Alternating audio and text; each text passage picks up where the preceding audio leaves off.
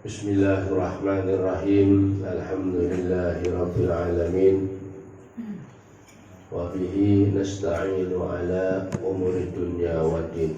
Wassalatu wassalamu ala asyrafil anbiya'i wal mursalin sayyidina wa maulana Muhammadin wa ala alihi wa ashabihi wa ahli baitihi ajma'in.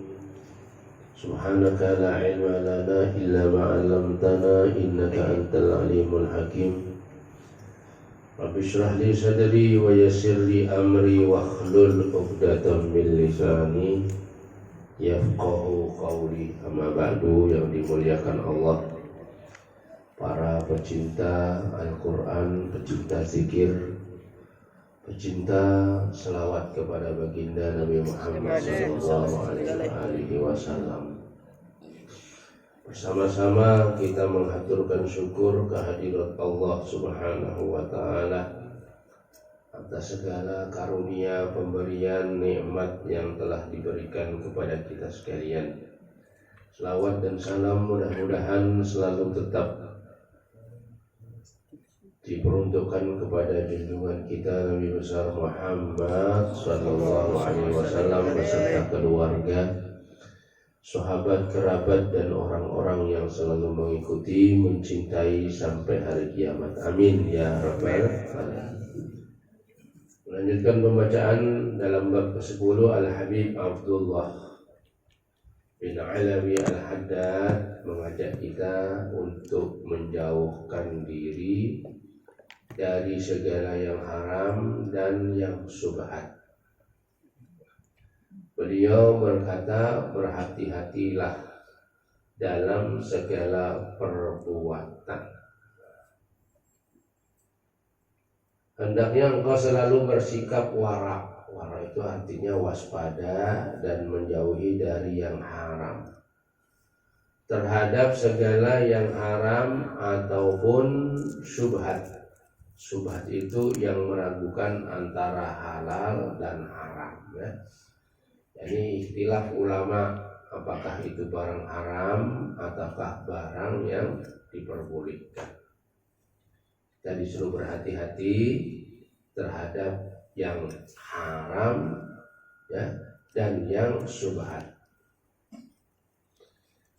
Kenapa? Sebab orang yang wara. Jadi orang yang berhati-hati itu artinya orang wara. Warai, ya, adalah inti agama serta dasar segala tindakan para ulama yang mengamalkan ilmunya.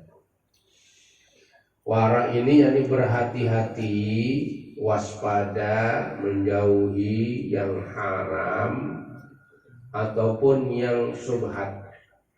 Kalau para ulama ditambah lagi menjauhi dari sebagian yang halal, yang mubah. Karena yang seperti ini, awara ini namanya, adalah inti agama serta dasar segala tindakan para ulama. Ulama amilin, ya, ulama yang mengamalkan ilmunya. Para ini, ya, inti itu apa itu? Lain inti yang ada anunya itu, ada rakatan.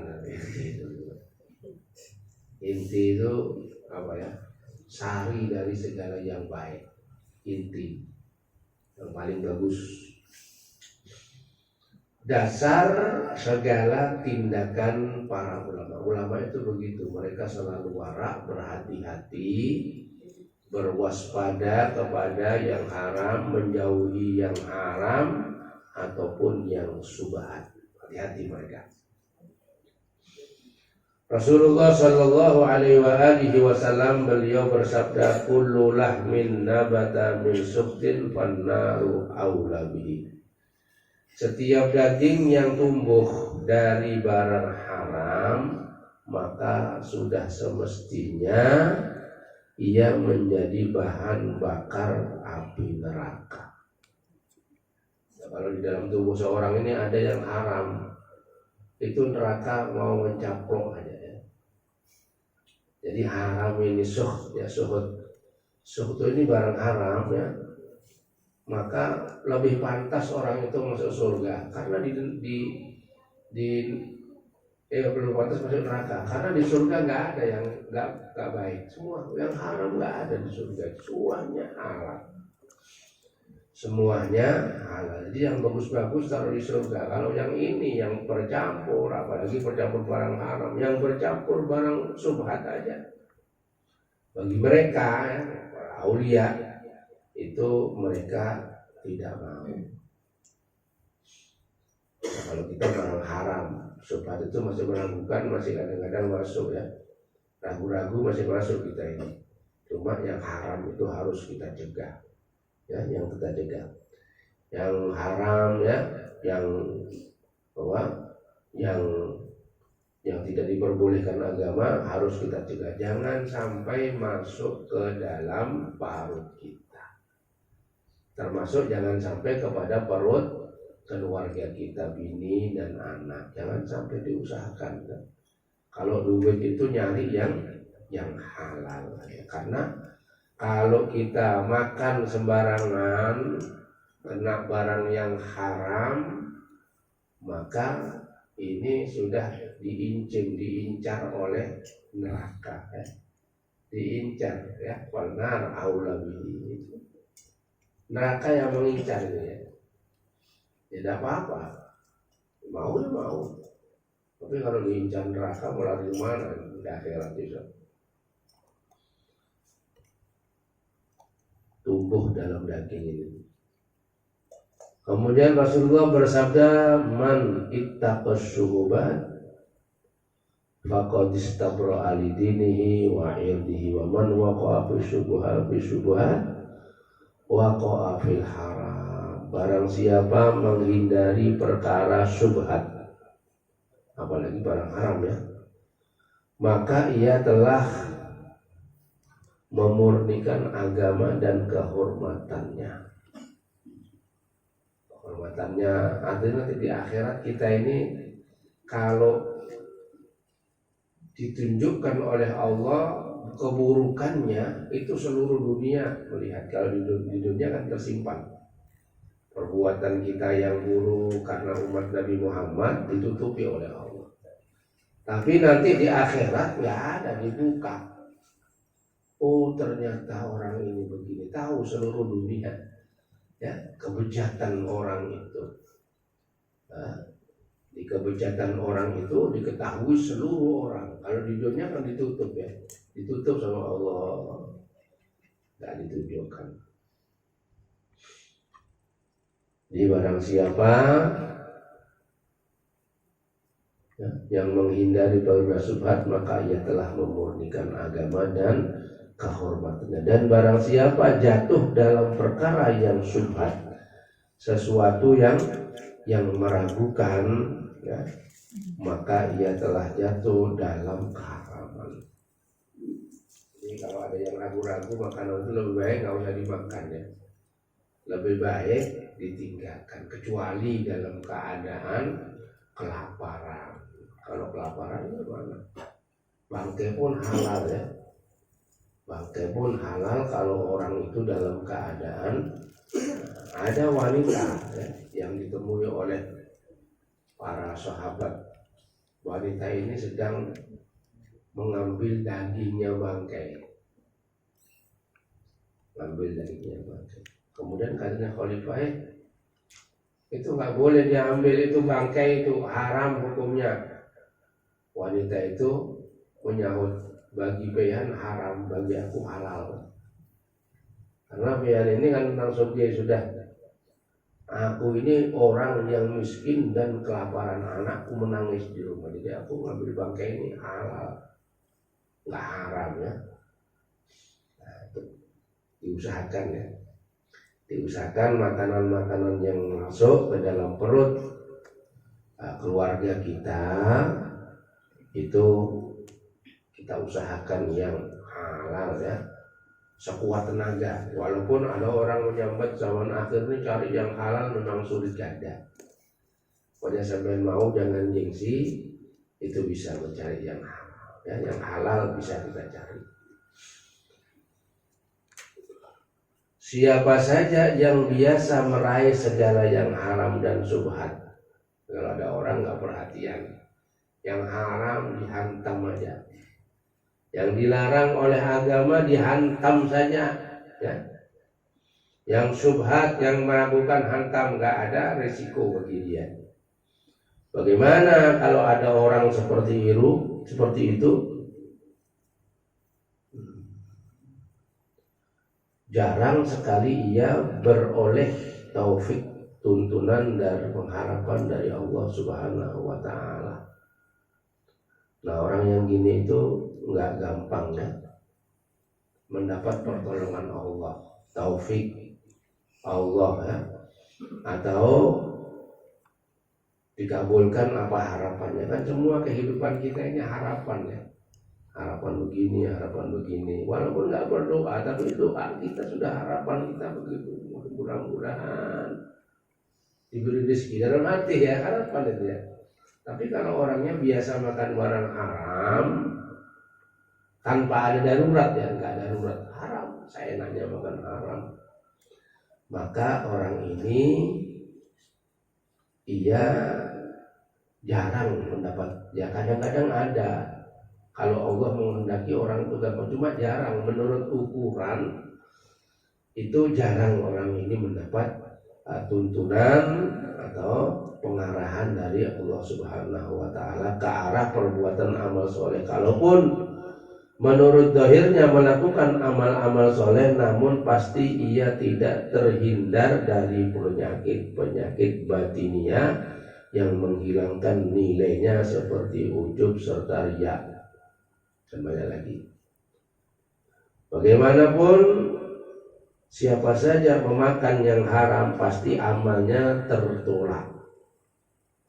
Tadi itu ya, dia paling minim kalau macam itu cepat kena penyakit. Orang-orang seperti itu kena cepat penyakit karena dia cemas ya, bingung. Penyakitnya itu ya sama dengan lalat. Lalat itu hinggapnya kepada tempat-tempat yang kotor ya. Lain lebah apa? Wanyi atau sini. Kalau wanyi lebah itu di pohon-pohon yang bunga-bunga itu dia hisap bunganya. Tak mau sembarangan ini lebah. Makanya akhirnya lebah ini keluar dari perut mereka madu ya, keluar madu buat jadi obat untuk segala penyakit. Jadi kalau sampai ingin terhindar dari penyakit, siapkan madu di rumahnya. Madu asli ya. Wah, marah pipinya udah. Enggak, ya madu bener, madu yang asli. Walaupun madu halong, madu paringin, madu mana aja. Itu sampean siapkan air sedikit, kasih 1 sendok madu, diudek, diminum. Insya Allah terhindar dari segala penyakit.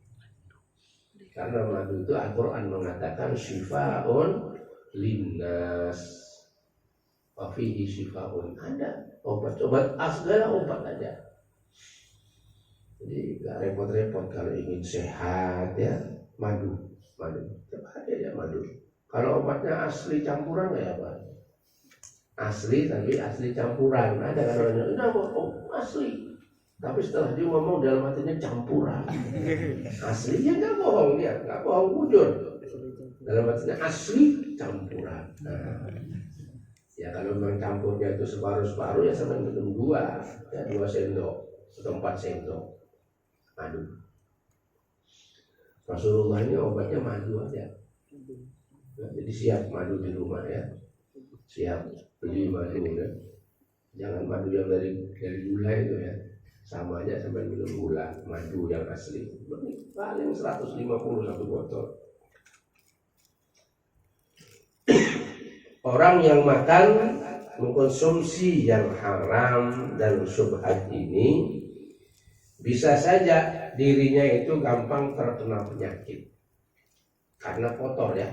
Kotor itu yang senang lalat ini membawa penyakit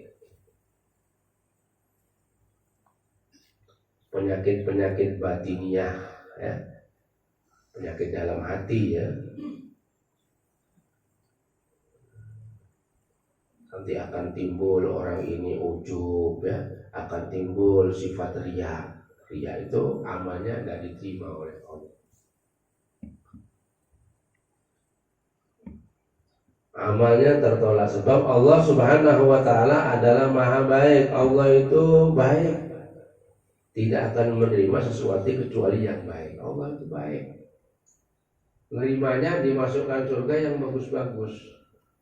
Sampai kalau punya sawah, ada yang punya sawah sini ya? Sawah nanam padi ya? Padi itu setelah dijemur, kemudian digiling.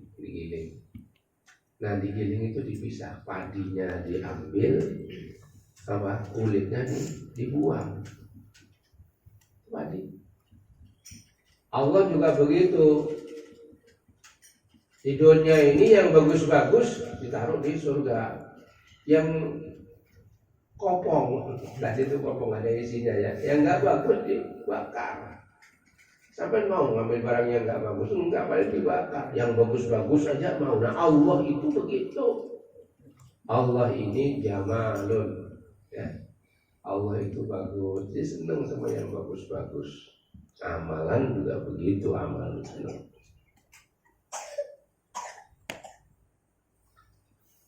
Tidak mungkin dibayangkan dapat terjadi kecuali dengan gerakan anggota tubuh.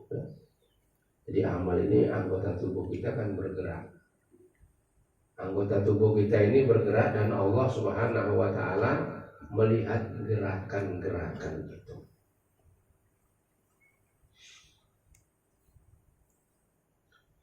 Penjelasannya ialah bahwa setiap amal tidak mungkin dibayangkan dapat terjadi kecuali dengan gerakan anggota tubuh.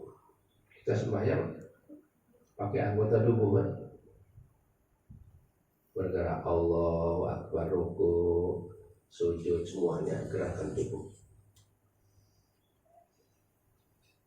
Sedangkan gerakan-gerakan anggota tubuh itu tidak mungkin terlaksana kecuali dengan adanya kekuatan yang bersumber dari makanan. Karena itulah apabila makanan itu buruk, nggak bergizi ya, artinya itu haram, itu nggak bergizi. Pokoknya yang haram-haram itu tidak ada gizinya. Tapi kalau yang Allah mengatakan ini halal, itu bergizi, seperti daging kambing ya. Imam Ghazali mengatakan daging kambing ini adalah daging yang terbaik. Begitu juga orang ahli-ahli makanan Arab mengatakan daging yang terbaik adalah daging kambing. Daging. Di tubuh kita ini juga begitu, harus diisi dengan makanan yang halal supaya kuat makanan ini, supaya nggak malas ibadah. Tapi kalau makannya itu yang haram, ibadah pasti malas.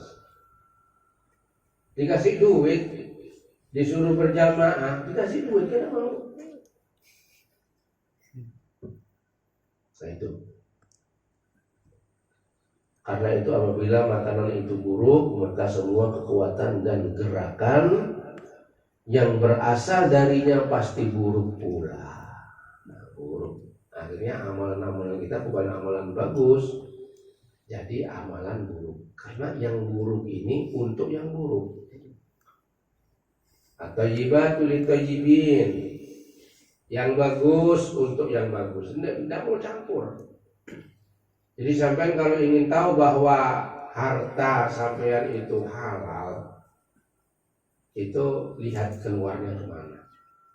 Kalau keluarnya untuk kebaikan, berarti harta ini adalah baik. Kalau harta itu keluarnya untuk keburukan, berarti kita dapat harta ini harta yang buruk. Nah bisa dibedakan, duitnya sama ya, duitnya sama campur jadi satu, cuma dilihat keluarnya kemana ini. Kalau keluarnya tujuannya ke tempat baik-baik, berarti ini adalah harta yang halal yang baik. Sebaliknya begitu juga.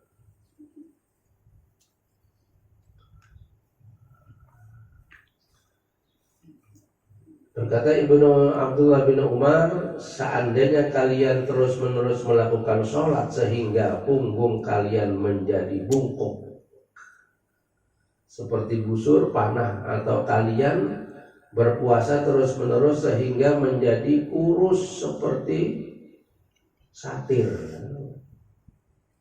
seperti senarnya, ya umpama aja ada orang awak kayak senar, ya. Dari ibadahnya pada pernah habis, ataupun ibadahnya seperti malaikat sampean, ya. Tidaklah akan diterima semuanya itu oleh Allah kecuali dengan wara, dengan waspada terhadap yang haram, waspada terhadap yang subhat. Jadi bisa aja kalau orang ibadah sampai kurus seperti tiang listrik, agak besaran daripada senar ya. Senar tadi terlalu kecil, tiang listrik. Nah, tiang listrik kurus ibadah. Iya, orang-orang aulia itu kurus-kurus. Ya ada lama ada, ya. Itu tidak diterima oleh Allah ibadahnya, karena di dalam tubuhnya itu ada makanan yang haram. Hati-hati. Sofyan As-Sauri, Sofyan As-Sauri ini pernah suatu hari masuk di Masjid Aqsa. Ada satu ruangannya di Masjidil Aqsa. Di mana? Di Palestina. Pernah ke sana kan? Pernah ke Palestina? Modelnya belum pernah. Nabung. Sekali-kali nggak buat masa sini yang muntai paringin, perlu mandi, nggak kemana-mana sampai. Ya Allah. Nanti insya Allah bersama Habib ya. Nah, tapi dibayari Habib. Di sana ada ruangan ya. Ruangan itu kalau sudah sore mau maghrib ditutup, nggak boleh orang masuk, keluar. Nah ini si Sofyan As-Sauri ini ulama besar, menyelidik masuk ada apa itu, tidak boleh. Ya. Dilarang sama pengurus masjid. Nah sudah ditutup dia dapat masuk. Kemudian setelah maghrib ada suara di situ. Ini seperti ada orang di ruangan ini. Ada malaikat ngomong. Itu tempat ibadahnya malaikat, ternyata ruang tadi itu. Ini ada orang, iya itu Sofyan As-Sauri itu. Nampak kesian ya orang ini. Ini sudah berapa hari, sudah berapa bulan doanya nggak diterima sama Allah. Doanya nggak diterima. Biasanya wali ini langsung berdoa, langsung ini kesian. Dengar, kawan satunya malaikat ngomong, kenapa nggak diterima? Dia makan barang haram, makan kurma 2 biji barang haram. Subhat bukan haram, subhat antara haram dan halal dimakan, jadi nggak diterima. Terus itu setelah pagi keluar, aku ingat aku makan kurma 2 di mana? Oh ya di Medina. Iya, aku ngambil makan ada kurma yang jatuh, kemudian aku makan kurma itu. Aku anggap kurma ini punyaku jatuh. Padahal punyanya orang yang menjual itu di sini mati. Akhirnya berangkat beliau. Aku doa tidak diterima karena ini. Akhirnya berangkat ke Medina. Sampai di sana jauh ya Palestina sama Medina ini. Dulu naik onta, naik rimang. Kemudian beliau datangi tempat yang dia beli kurma dulu. Tidak tahu, tidak ada yang jual. Yang jual muda sekarang. Takut ini yang dulu jual yang tua itu mana? Orang sini kotma mati sudah. Tahu itu Abah Ulun, Abah Peyana. Kalau sudah berarti kan ahli warisnya ya. Nah begini ya. Aku dulu ini pernah beli kurma sama di sini dan itu aku memakan ada yang jatuh 2 aku makan ternyata itu bukan kurmanya yang di sini yang jualan ini. Aku minta halal, minta ridho dengan yang sudah masuk ke dalam perut. Saya mau keluarkan. Kalau dimasak keluarkan belakang, tidak mau orang. Oh iya dah aku halalkan. Tapi cuma ada lagi ahli warisnya di rumah sana, mama sama adik. pengen ibadah ke sana, mana rumahnya? Datangi, ketemu, ceritakan begini, oh ya sudah, aku halalkan, anaknya juga aku halalkan, nah yang sudah dimakan itu sama aku halalkan, sudah selesai itu lagi ke Basrah, ke Palestina, boleh lagi, kemudian menyelinap lagi, kata malaikat yang naik datangnya, ini datang sudah ini, si Sofyan ini datang orangnya ini, tapi sekarang sudah diterima doanya nanti. Doanya diterima sekarang orang ini karena sudah minta halal, minta ridha dengan makanan yang sudah terlanjur masuk kapal. Ini banyak ulama-ulama ini. Ya, banyak ulama-ulama yang ketika mereka para aulia itu doa tidak kabul, itu mereka menyalahkan dirinya, ada apa aku ini? Ya, ada apa aku ini? Imam Sya'rani itu berkata kalau ada biniku atau anakku atau kendaraanku itu kok nggak mau nurut, nggak mau patuh, berarti aku ini nggak patuh sama Allah. Dicari sama dia apa yang kira-kira aku nggak patuh sama Allah ini, kurang apa pun teliti sama dia. Jadi kalau orang itu tidak patuh sama Allah, tidak bakal dipatuhi orang. Makanya pejabat itu kan disumpah biar dia patuh kepada Allah, tapi ketika tidak patuh maka rakyatnya benci sama dia, dibuat mainan sudah.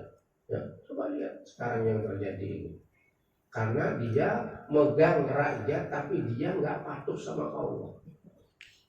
Coba presiden yang patuh kepada Allah, dari mana itu? Turki ya. Itu patuh sama Allah, senang rakyatnya seberata. Ya mudah-mudahan ya pejabat-pejabat kita ini patuh sama Allah. Amin. Kalau patuh, insya Allah kita ini juga patuh. Padahal kita sudah berusaha patuh ulil amri minkum ya. Nanti Allah wa atiur rasul wa ulil amri minkum. Tapi kalau pejabatnya nggak patuh, itu orang-orang itu dengan sendirinya nggak patuh. Ya.